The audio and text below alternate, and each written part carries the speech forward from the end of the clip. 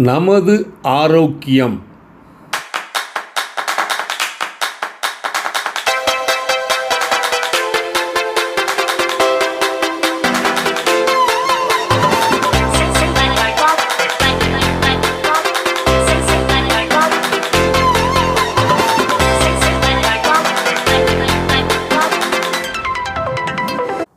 தீபம் இயற்கை டிவி உறவுகளுக்கு வணக்கத்தை தெரிவித்துக் கொள்கிறோம்.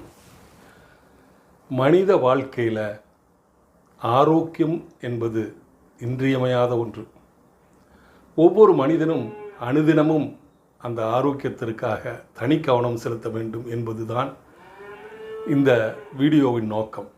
அதனால் அதற்காக ஒரு நமது ஆரோக்கியம் என்ற ஒரு தலைப்பிலே ஒரு நிகழ்வை தொடர்ந்து நமது தீபம் இயற்கை டிவி நேயர்களுக்காக ஒளிபரப்ப இருக்கிறோம். அதிலே முதல் நிகழ்வாக 40 ஆண்டு காலம் கண்முன்னே மருத்துவம் பார்த்து கொண்டிருக்கும் எனக்கு தெரிந்த மருத்துவர், எங்களது குடும்ப மருத்துவர் திரு டாக்டர் பழனிசாமி அவர்கள் என்ஆர் பாலிகிளினிக் என்று துவங்கி சிறு வயதிலிருந்தே மக்களுக்கு வேணுங்கிற மருத்துவத்தை செஞ்சு குறைந்த அளவில் ஃபீஸ் வாங்கிட்டு செஞ்சிட்ருக்காரு. அவர்கிட்ட இப்போது அந்த ஹாஸ்பிட்டலுக்கு நம்ம போகிறோம். இப்போ 2ஆம் பாகம் பார்க்க போகிறோம், வாருங்கள். சார், பொது சேவையில் ரொம்ப அருமையாக நீங்கள் பண்ணியிருக்கீங்க லயன்ஸ் கிளப் மூலிமா. நம்ம ஹாஸ்பிட்டலுக்கு முதல்ல சிம்பிளாக ஆரம்பிச்சிங்க, இப்போது மிக பிரம்மாண்டமாக ரொம்ப வருஷம் கழித்து நீங்கள் தொடங்கியிருக்கீங்க. மற்ற ஹாஸ்பிட்டலை நான் கம்பேர் பண்ணுற போது விரைவில் அவங்க ஆரம்பிச்சிருவாங்க எல்லா ஃபெசிலிட்டிஸோடு.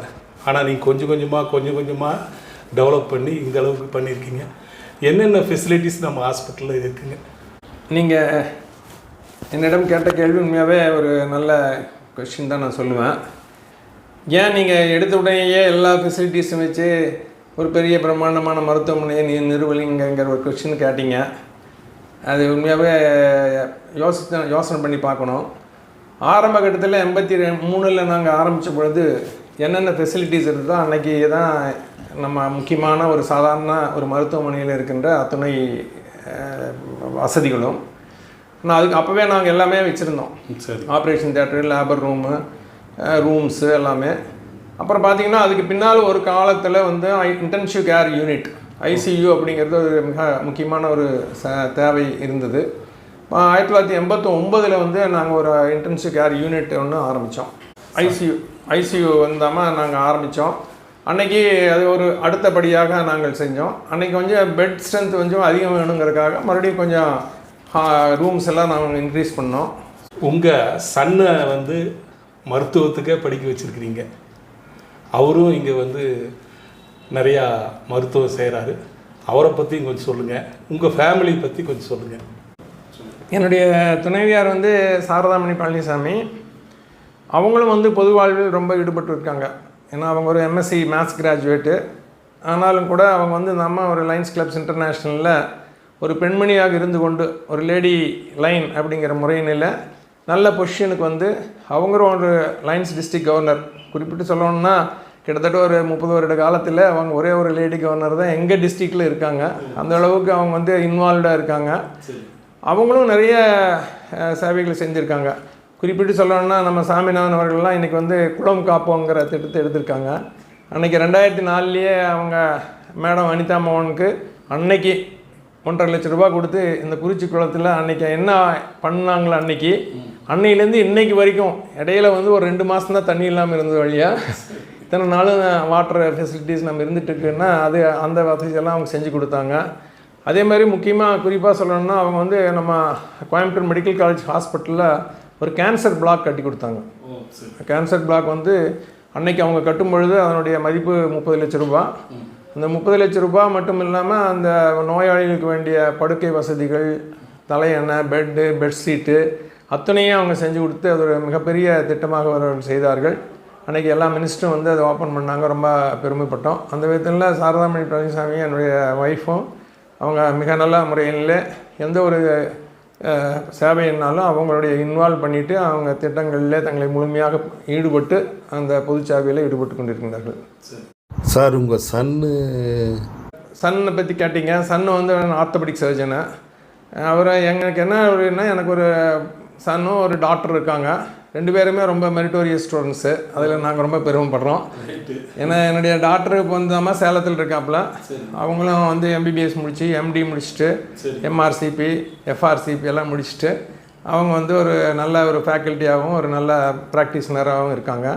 என் சன்னு அதே மாதிரி பார்த்திங்கன்னா All India Institute of Medical சயின்ஸில் எம்எஸ் ஆர்த்தோ பண்ணிவிட்டு அங்கேயே ஒரு 3 இயர்ஸ் ஒர்க் பண்ணி அப்புறம் ஃபாரின் கண்ட்ரிஸ்க்கெல்லாம் போயிட்டு சிங்கப்பூர் ஹாங்காங்கெல்லாம் போயிட்டு தாம்மா நிறைய ஒரு அந்தந்த துறையில் மிக முக்கியமான பயிற்சியெல்லாம் எடுத்துகிட்டு வந்திருக்காரு.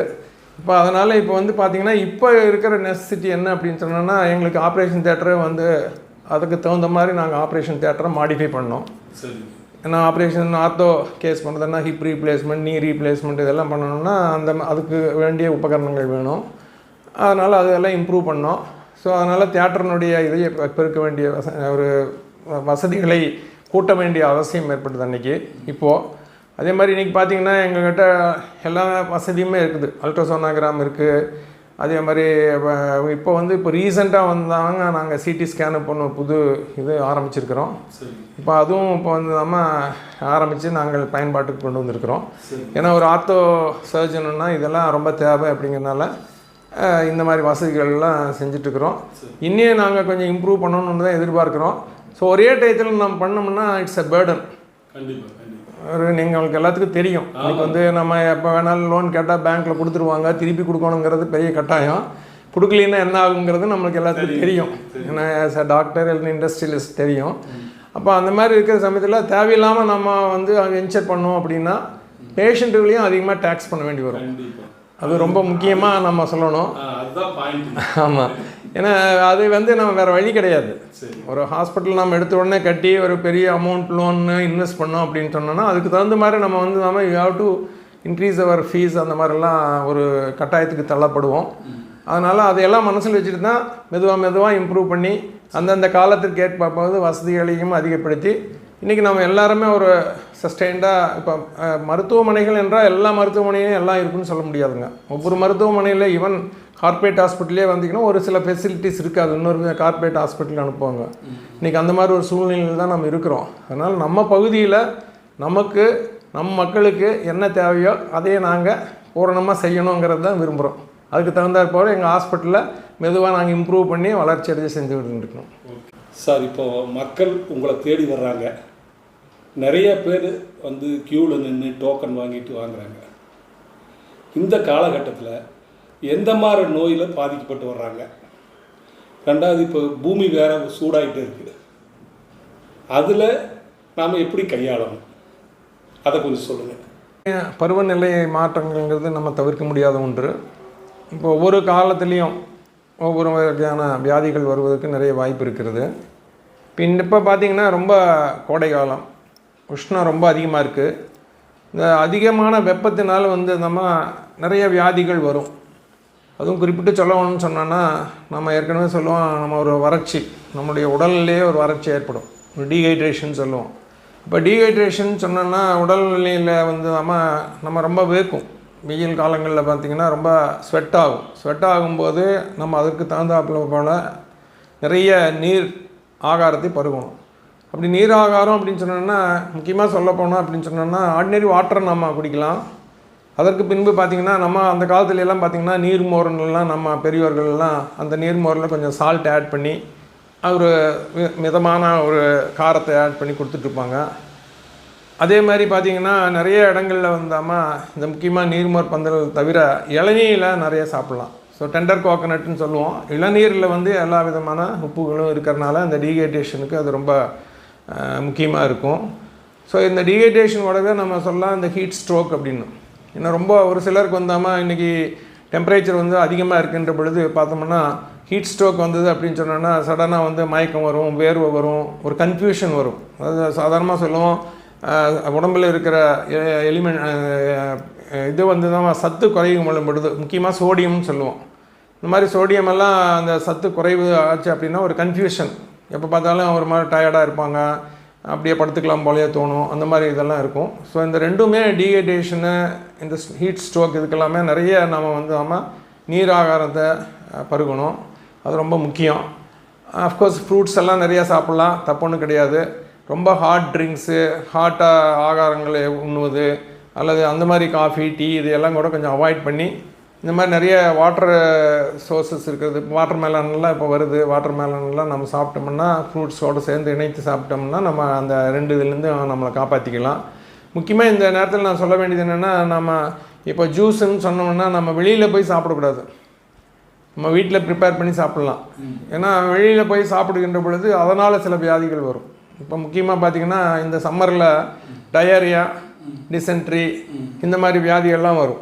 இப்போ டயரியாலாம் வர்றதுக்கு முக்கியமான காரணம் என்னென்னா, நம்ம ஏதோ ஒரு தண்ணி எடுத்து குடிச்சிக்கிறோம். அது கொஞ்சம் நம்ம கேர்ஃபுல்லாக இருக்கணும். ஸோ வெளியில் போய் நம்ம ஜூஸ் எல்லாம் குடிக்கிறோம் அப்படின்னு சொன்னோன்னா அதையெல்லாம் வந்தாமல் நம்ம கேர்ஃபுல்லாக இருக்கணும். முடிந்த வரைக்கும் நம்ம வீட்லேயே ப்ரிப்பேர் பண்ணி சாப்பிட்டா பெட்ரு. அது ரொம்ப முக்கியம். இல்லைன்னா நம்ம டயரியா, டிசென்ட்ரி இந்த மாதிரி வியாதிகள்லாம் தள்ளப்படுவோம். இது ஒரு முக்கியமான ஒரு வியாதியாக இருக்குது. அதுக்கடுத்து பார்த்திங்கன்னா ஸ்கின் டிசீசஸ், தோல் சம்மந்தப்பட்ட வியாதிகள் ரொம்ப காமன். அது எஸ்பெஷலி இந்த ரொம்ப வெயிலாக இருக்கும்போது ஸ்வெட் ஆகும். நம்ம துணியெல்லாம் இதுக்கு வந்து நல்லா காட்டன் இது துணியாக லூஸாக, அதாவது நல்லா ஈஸியாக நம்ம உடுத்துகிற மாதிரி உடைகள், அதாவது பருத்தினாலான உடைகளை இது பண்ணோம்னா நம்ம வேர்வையெல்லாம் உறிஞ்சுறதுக்கு ஒரு முக்கியமான நன்றாக இருக்கும். அதில் முக்கியமாக அது எல்லாம் ஃபாலோ பண்ணலைன்னா இந்த பூஞ்சை சொல்லுவோம், ஃபங்கல் இன்ஃபெக்ஷன் சொல்லுவோம். ஃபங்கல் இன்ஃபெக்ஷன் ரொம்ப காமனாக வருது. ஸோ அந்த ஃபங்கல் இன்ஃபெக்ஷன்லாம் அவாய்ட் பண்ணணுன்னா நம்ம இந்த மாதிரி ரொம்ப வெளியில் போகக்கூடாது. அதே மாதிரி நம்ம ஒரு முடிஞ்ச வரைக்கும் எங்கேயாச்சும் ஒரு மரத்தினுடைய நிழல்களில் இருக்கலாம், அல்லது வீட்டுக்குள்ளே இருக்கலாம். அதுவும் குறிப்பிட்டு சொல்லணும்னா சாயந்தரம் மார்னிங் 11லேருந்து ஒரு 3 மணி வரைக்கும் நம்ம பாதுகாத்துக்கணும். அதுதான் ரொம்ப முக்கியம். வயசானவங்கெல்லாம், ரொம்ப குழந்தைகள், வயதானவர்கள் எல்லாமே அந்த நேரங்களில் ஜாஸ்தி வெளியே போகாமல் இருந்தால் நல்லது. ஸோ இதுவும் ஒரு முக்கியமானது. இதெல்லாம் பார்த்திங்கன்னா நம்ம ஊர்கள் எல்லாம் அந்த காலத்தில் வெயில் வந்தாலே அம்மா வந்துச்சுன்னு சொல்லுவோம். தவிட்டம்மை, சின்னம்மை இதெல்லாம் வரும். இப்போ நம்ம அஃப்கோர்ஸ் ஸ்மால் பாக்ஸ் எராடிகேட்டடுங்கிறோம், அவ்வளவு வர்றதில்லை. அது வந்ததுன்னா நிறையா தழும்புகள்லாம் வரும். இது மீசில்ஸு, சிக்கன் பாக்ஸ் இதெல்லாம் நமக்கு வர்றது இந்த வெயில் காலங்களில் தான் வரும். ஸோ அப்போ நம்ம அது கேர்ஃபுல்லாக இருக்கணும். ஸ்கின் ரேஷஸ் இதிலெல்லாம் தவிர்க்கணும் அப்படின்னு சொன்னால் நம்ம அதுக்கு தகுந்த மாதிரி நம்மளுடைய உணவு பழக்க வழக்கங்களை எல்லாம் மாற்றிக்கணும். நம்மளுடைய எங்கே இருக்கணும், ரொம்ப ஒரு அந்த மாதிரி ஒரு இதில் இருந்தோம்னா நமக்கு எப்போவுமே அதை நம்ம காப்பாற்றிக்கலாம். இதுதான் முக்கியமான நம்ம இந்த வியாதிகள்னு சொல்லலாம் இந்த கோடை காலத்தில். அப்புறம் இன்னொன்று கேட்டிங்க நீங்கள், இந்த மாதிரி வெயிலில் இன்றைக்கி உஷ்ணம் உற்பத்தி அதிகமாகிட்டே போகுது, அதுக்கு என்ன பண்ணுறது அப்படின்ட்டு. அதுக்கு தான் உங்களுடன் இணைந்து நாங்களும் இணைந்து லயன்ஸ் கிளப்ஸ் இன்டர்நேஷ்னல் இந்த மாதிரி பொதுநல அமைப்புகளுடன் இணைந்து நிறைய மரக்கன்றுகளையும் நடக்கணும். நம்ம அதுதான் ரொம்ப முக்கியம். இந்த ஓசோன் லேயர்னு சொல்லுவோம் இல்லைங்களா, ஓசோன் லேயரில் பிரேக் ஆகிடுச்சு, ஓட்டை விழுந்து விட்டால் அது கஷ்டம் அப்படின்னு நம்ம எல்லோரும் பேசுகிறோம். ஆனால் நம்ம பொதுமக்களிடையே நம்ம மட்டும் இல்லை, நம்ம பொதுமக்களுக்கும் அதை அவங்களுக்கு சொல்லணும். இந்த மாதிரி சொல்லி நிறைய ஒரு வீட்டுக்கு ஒரு மரமாவது வளர்த்துங்க அப்படிங்கிறத நம்ம சொல்லணும். ரொம்ப அன்ஃபார்ச்சுனேட்டாக சில டைம் மரம் வீட்டுக்கு முன்னால் இருந்தால் அது கெடுதல், அது அந்த வேறு போய் உள்ளே பூந்துடும் அப்படின்னு சொல்லிட்டு நிறைய பேர் வெட்டிடுறாங்க. அந்த மாதிரி இருக்காமல் அதெல்லாம் அப்படி வராது அப்படிங்கிறதெல்லாம் நம்ம அவங்களுக்கு சொல்லி அந்த மரக்கன்றுகளை நடுவதற்கு நம்ம உதவினோம்னா கண்டிப்பாக இந்த இதையெல்லாம் தவிர்க்கலாம். எனக்கு இந்த நேரத்தில் ஒரு ஞாபகம் வருது. நான் 94-95ல் மிஸ்டர் சிவி சங்கர்னு சொல்லிட்டு ஒரு டிஸ்ட்ரிக்ட் கலெக்டர் இருந்தார். அவரும் நானும், அவருக்கும் இந்த மரக்கன்றுகளை நடுவதற்கு ரொம்ப ஆர்வம். ஸோ நானும் அவரும் இணைந்து இந்த செப்டம்பர், அக்டோபர், நவம்பர் அந்த ஒரே நாளில் 3.5 லட்சம் மரக்கன்றுகள் நட்டோம். அது 3.5 லட்சம் மரக்கன்றுகள்னால் Kovai district and Ooty district ரெண்டும் சேர்ந்து, இங்கே இருக்கிற கலெக்டர், அங்கே இருக்கிற கலெக்டரு. அவர் கலெக்டர் வந்தாங்கன்னா ஆர்டர் போட்டு எல்லாத்தையும் தாசில்தார், டெப்டி தாசில்தார், பிஷப்ஸு, அதே மாதிரி பள்ளிவாசல் இருக்கிறவங்க அத்தனை பேருடன் இணைந்து ஒரே நாளில் 3.5 லட்சம் மரக்கன்றுகளை நட்டு நம்மளுடைய நல்ல நேரம்னு நினைக்கிறேன். அன்றைக்கி பயங்கர 2 நாள் மழை. அதனால் மரக்கன்றுகள் மட்டும் நட்டு விட்டு போடுவதில்லை, இந்த மரக்கன்றுகளுக்கு பாதுகாப்பு கொடுத்தோம். சரி. இந்த பாதுகாப்பு வளையங்கள் ட்ரீ கார்ட்ஸ் அதை கொடுத்து நட்டணும் அப்படின்னு சொல்லிட்டு நாங்கள் இன்சிஸ்ட் பண்ணோம். அதையும் நாங்கள் இம்ப்ளிமெண்ட் பண்ணோம். அது நிறைய இடங்கள்ல அந்த மரங்கள்லாம் இருக்குது. நான் போகும்போதெல்லாம் பார்த்தேன், எனக்கு ரொம்ப சந்தோஷமாக இருக்கும் அந்த மரங்கள் எல்லாம் பார்க்கும்பொழுது. இதெல்லாம் நம்ம பண்ணோம்னா ஐ திங்க் நம்ம சுற்றுப்புற சூழ்நிலைகளை அபிவிருத்தி செய்யலாம். சார், இப்போது மாறி வர்ற சூழ்நிலையில் விவசாயமே கெமிக்கலாக வருதுன்னு சொல்கிறாங்க. ஒரு இளநீ குடிக்க முடியல, ஏன்னா வேரில் மருந்து கட்டுறாங்க. ஒரு தர்பூசணி சாப்பிட முடியல, ஏன்னா அதில் இன்ஜெக்ஷன் பண்ணுறாங்கன்னு புரளி கலப்புறாங்க. இந்த காலகட்டத்தில் அந்த மாதிரி மனிதர்களுக்கு கெமிக்கல் கலக்கிறதுனால தான் நிறையா வியாதி வருதா? அது ஒரு கேள்விங்க. ரெண்டாவது, நீங்கள் சொன்ன மாதிரி கடையில் போய் ஜூஸ் எல்லாம் சாப்பிட்றது அவாய்ட் பண்ணுங்கன்னு சொன்னீங்க. நிறைய அந்த பாக்கெட்டில் அடைச்சி ஜூஸை நிறைய திங்ஸ் எல்லாம் வருது, இதெல்லாம் சாப்பிட்றாங்க. இதை பற்றி உங்களுடைய கருத்து என்ன? உங்கள் வாழ்நாள் கனவு காத்திருக்கிறது. வீடு கட்ட தகுதியான இடம் மிக குறைந்த மனைகளே உள்ளன. ரத்தினம் கல்லூரி அருகில் 100 அடி ரோட்டுக்கு முன்புறம் சொந்த நிலம் வாங்க சரியான இடம். கார்ப்பரேஷன் லிமிட்டில் உள்ளது. டிடிசிபி அப்ரூவ்டன். சுந்தராபுரம் மதுக்கரை ரோடு, மேம்பாலம் அடியில். 9894787369. வீடு கட்ட 90% லோன் ஏற்பாடு செய்து தருகிறோம்.